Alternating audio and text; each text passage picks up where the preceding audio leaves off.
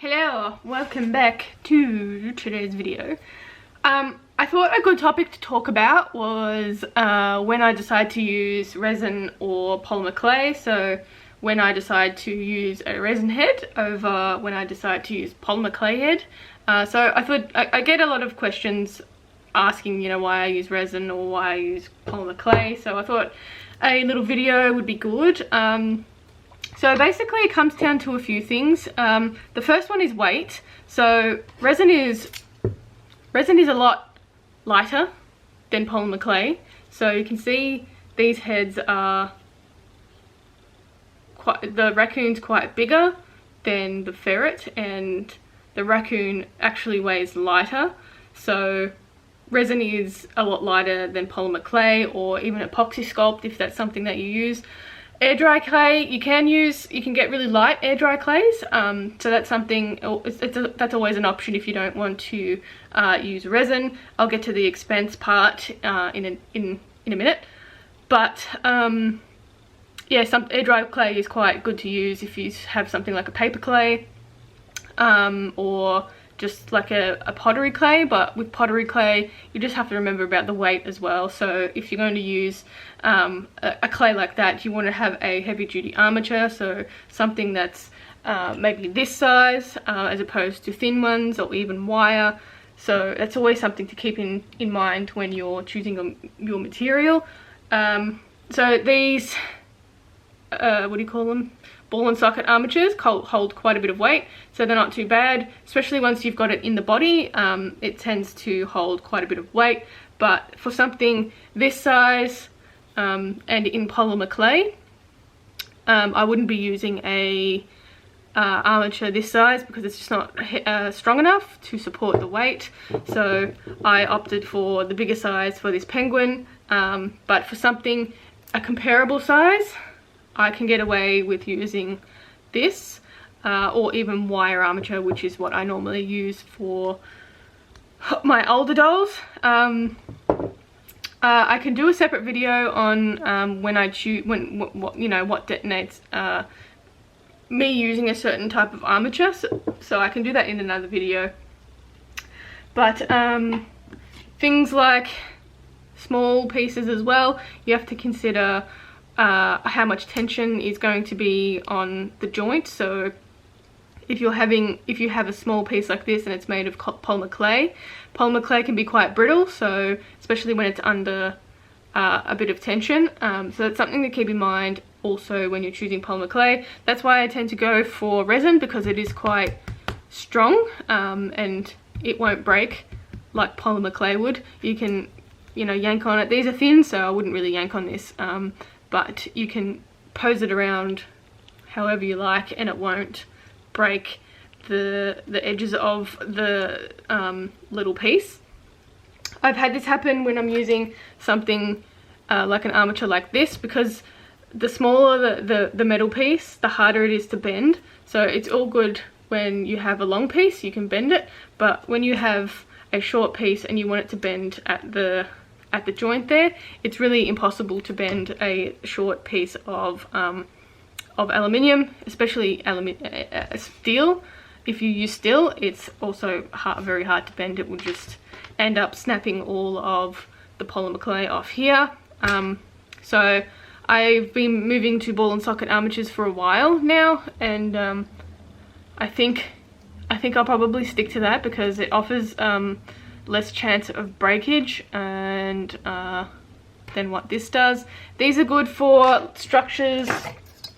Again, I'll go into more detail in its own separate video, but these are good for structures like thin pieces like that.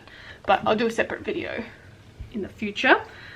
Another good thing about resin is you can reproduce your sculpt. So when I reproduce my sculpt, I sculpt in something called monster clay.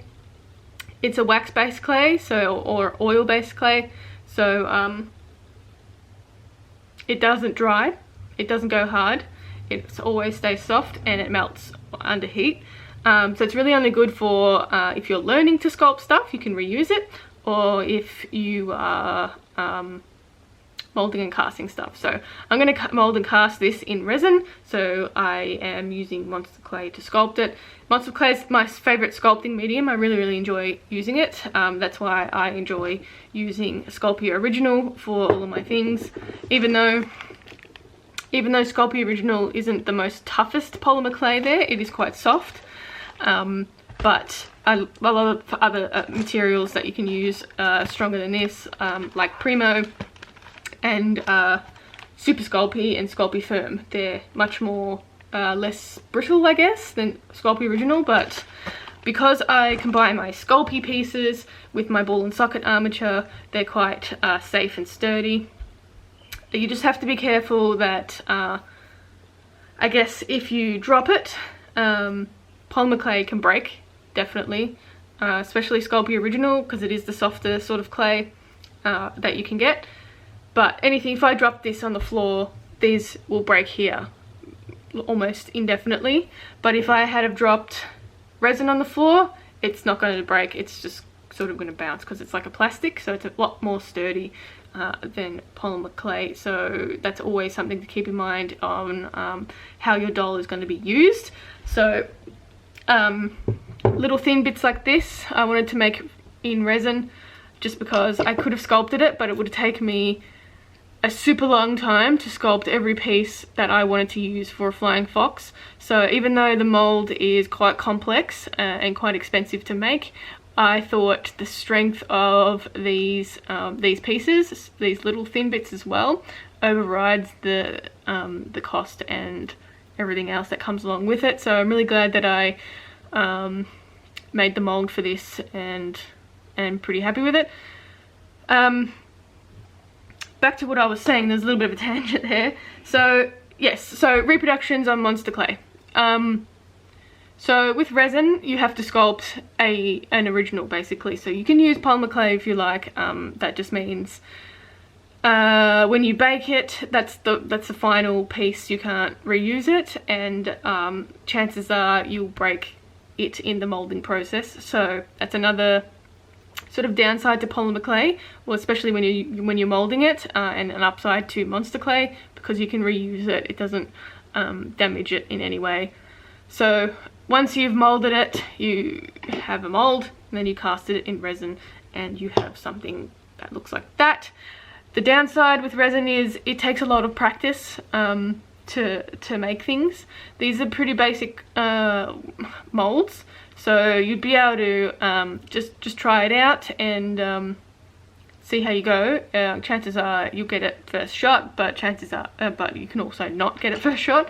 So sometimes casting and molding can be really complex, especially if there's little crevices and bits that go in the opposite direction. You need to have venting and all that stuff, and an option to two-part mold. So something like this can be very complex. Okay, apologies, the phone rang. Yeah, so this can be quite complex to mold and cast. So this will require a little bit more practice. You couldn't do this first off. So you need a little bit of knowledge on how to make resin pieces and molding and casting as well. Anyway, yes, so the advantage of using resin is you can create the same cast multiple times. Molding does have a shelf, the mold does have a shelf life. I use silicone, and I mean it's not an endless use of a mold. They do deteriorate over time, especially if you're using the mold quite a lot. I know with my fox feet my wolf feet, I have made the mold many times over and over again, because the amount of feet that I cast really damages the mold, and then it starts deteriorating, so you will have to make it again. But I guess by the time you're kind of made enough casts, you might be sick of the sculpt. So that I found that once the mold has pretty much reached its life, I'm sick of the mold anyway, and I want to do an updated version. So that sort of works for me, but there's something to keep in mind if you want to make molds, that they don't last forever. So Another reason why I'm doing it, as we're talking about reproduction parts, another reason is sculpting takes a lot of time to do. So these two little things, it took me 2 days each to sculpt them, and they're still not, all the parts aren't done for these critters. I still need to do the feet, so they take quite a bit of time to sculpt, especially if you're a slower sculptor. I'm quite a fast sculptor, so that's also something to keep in mind if you have a time frame or something, or you want to you know, pump them out, I guess. So I tend to like to cast my parts. It makes the doll making process so much faster. You can customize it. I know there's a thing about you know, it's not one of a kind or something like that, but in a way it can be the same sculpt, but I always change. I never make the same thing twice, so it's always a different doll. It's just the base is like basically like a taxidermy support thing, and then you add your creature to it. So it's basically just a base, if that makes sense. Cat's meowing. Yeah, so if I'm doing a one-off like these dolls, these are for the Calgary Zoo, so I didn't really plan on making anything more in this size. I didn't really want to mold and cast the penguin because it's quite a large doll, and as a large doll I'd have to charge accordingly, and I just don't think a large penguin doll would be profitable in my shop, so I decided to go with a one-off piece. As for the ferret again is a little bit too large for what I would want in my shop, or what I'd want to reproduce as well. So the zoo had certain sizing that they want, so I'm going ahead with polymer clay pieces for each one, and then when I can I will do resin pieces. So for the feet of this one I'm planning to do resin, just because it's a little bit stronger. The dolls will be handled a little bit by people, so I wanted the thinner pieces to be a bit stronger, hence the reason why I've used ball and socket armature as well. The cost is something to keep in mind as well. So if you're just starting out, you may not want to drop that much cash on making molds and casting. So silicone is really expensive, especially in Australia. It's a really expensive material, so and let's say how much are they? 4 litres? 2 litres, I think they are. So 2 litres of silicone, here in Australia it costs almost $250, and you will only get about 4-5 molds roughly this size out of it, and maybe a couple of little hands and feet pieces as well. So it's a lot of money to drop on a couple of molds, especially when you might not be that experienced with molding. So that's where polymer clay or air dry clay or something like that comes in, because you don't have to drop that amount of money and you can make them as you go. When you get a bit more of a following, and you're making a bit more money, then I guess you could venture into making molds and casts of your creatures. That's pretty much what I did first off. I made my first few ones out of Sculpey, and then I wanted to venture into resin, so that's what I basically did.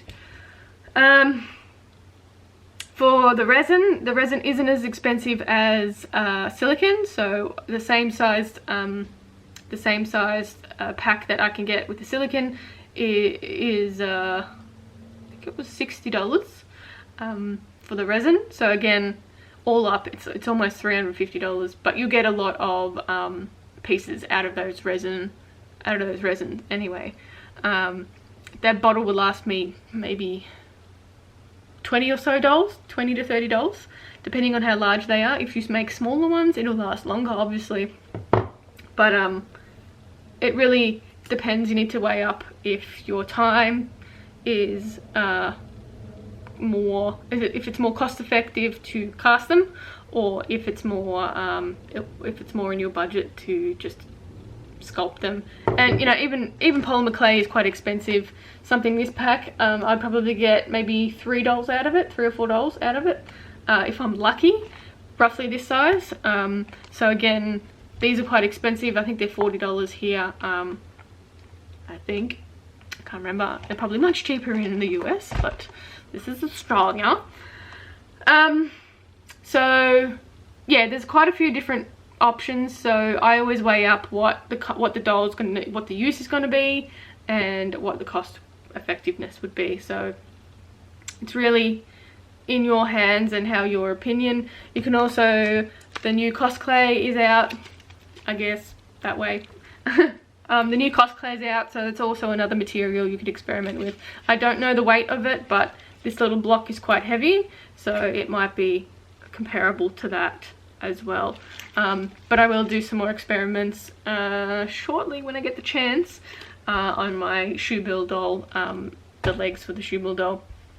And I think that pretty much sums up why or how I choose which material I'm going to use for what dolls. But yeah, a little bit of thinking to do, and yeah, a little bit of thinking about the cost as well. But yeah, anyway, I hope that helps make decisions on what materials to use, and why I use them. But yeah, anyway, thanks to my patrons for supporting me. I have lots of stuff over on my Patreon if you want to have a look. A new video went up on how I made the bat wings, and it comes with a little free pattern that I use. So that's that, and heaps of other stuff is over there. A new printable is going up this month as well. So the link is in the description if you want to join. And also Instagram, Facebook, Creatures of Nat, you can catch me on there, and my shop, creaturesofnat.com. And I will catch you in the next one.